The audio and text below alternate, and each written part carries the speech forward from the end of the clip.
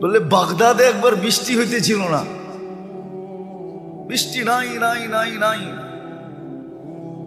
তো সুন্নত অনুযায়ী বাগদাদের ওলামা আল্লাহওয়ালা মানুষ সব বাগদাদের জামে মসজিদে জমা হয়েছে। ফজরের পরে ফজর পড়ছে, এশা পর্যন্ত দোয়া করছে, কিন্তু বৃষ্টির কোনো চিহ্ন হয় নাই।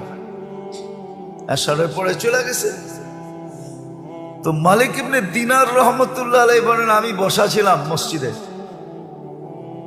তো দেখলাম এক জীর্ণ শীর্ণ গোলাম, জীর্ণ শীর্ণ গোলাম কৃতদাস ঢুকলো। কেননা কৃতদাস দেখলে বোঝা যায়, আপনারা দেখেন তো না, এই জন্য বুঝবেন না। আফ্রিকায় আছে এখনো, নাইজেরিয়ায় ওদের পোশাকই ভিন্ন, ওদেরকে দেখলেই চেনা যায় যারা কৃতদাস। আমিও চিনতাম না, প্রথমবার যখন গেছি তো জিজ্ঞেস করছি এদের পোশাক এরকম কেন, তো বলছে এরা অমুকের কৃতদাস। সবাই আবার ভিন্ন ভিন্ন আছে। যেমন আমাদের রাগ হয়ে যাবেন বলমু না, রাগ হয়ে যাবে। আমাদের যেরকম কিছু লোককে দেখলেই বোঝা যায় উনি কোন দরবারের সাথে সংযুক্ত, টুপি দিয়া, পাঞ্জাবি দিয়া, এমনকি পকেট দিয়েও বোঝা যায়। এরকম রাগ হয় না কিন্তু আবার। তো ওই দেশে এরকম বোঝা যায়, প্রত্যেকের আলাদা, গোলামের কৃতদাসের আলাদা আলাদা ইউনিফর্ম আছে, দেখলে বোঝা যায় এটি ওনার। তো কৃতদাস দেখলেই বোঝা যায়। আইসা ঢুকছে, সাধারণভাবে 2 রাকাত নামাজ পড়ছে। ওরা হাত উঠায় বলতেছে, আল্লাহ বৃষ্টি বন্ধ করছো তো বন্দা তোমার কাছে হওয়ার জন্য। বৃষ্টি বন্ধ করছো কেন? আরে ভালো মতে বোঝেন, বন্দা তোমার। ফজরের পরের থেকে তো এশা পর্যন্ত সব মসজিদে বসা ছিল, এখনো তো বৃষ্টি দিলেন না, এক্ষণ দিবেন, এক্ষণ।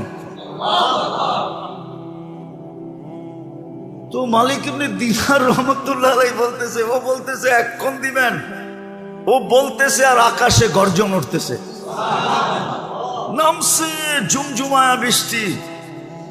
আমিও আটকায় গেছি, ও আটকায় গেছে। বৃষ্টি যতক্ষণ বর্ষণ হওয়ার প্রয়োজন ছিল বর্ষণ হয়েছে। ও মসজিদ থেকে বাহির হয়ে চলে গেছে, বাহির হয়ে চলে গেছে।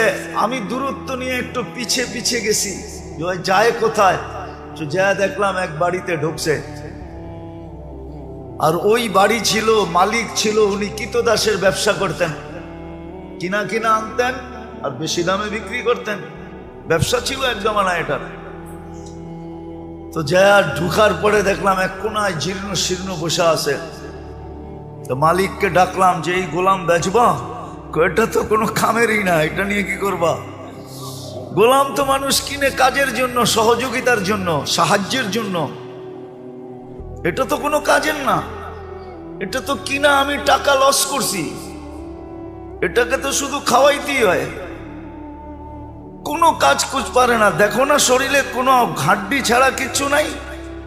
তো মালিক ইবনে দিনার রহমতুল্লাহ আলাইহি বলতেছে, তুই বেচবি কিনা এটা কর, কি আছে না আছে ওটা তো আমার তোর দরকার নাই, বেচবি?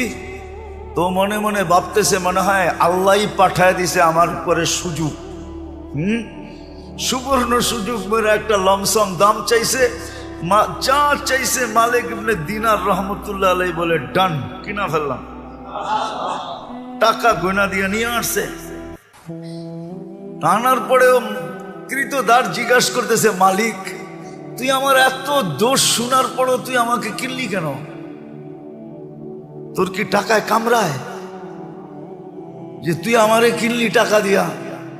তো মালিক ইবনে দিনার রহমতুল্লাহ আলাইহি বলে, আমি তোকে দেখা কিনি নাই, আমি তো কিনছি তোর তাআল্লুক দেখা।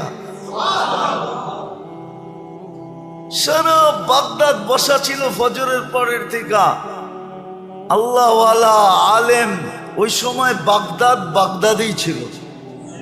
ওই চিত্র তোলার সময় আমার কাছে নাই যে ওই সময় বাগদাদের চিত্রটা কিরকম ছিল। সব তো ফজরের পরের থেকে আসা পর্যন্ত বসা ছিল, বৃষ্টি তো হইল না। তুই এরকম কি বললি আল্লাহকে 2 রাকাত পড়া? ঝুমঝুমায় বৃষ্টি আসলো আর তুই বললি এক্ষণ দেন। আল্লাহ কাছে পাওয়ার একটা মজা আছে, আজকে আমরা পাই নাই, এই জন্য মজা নাই।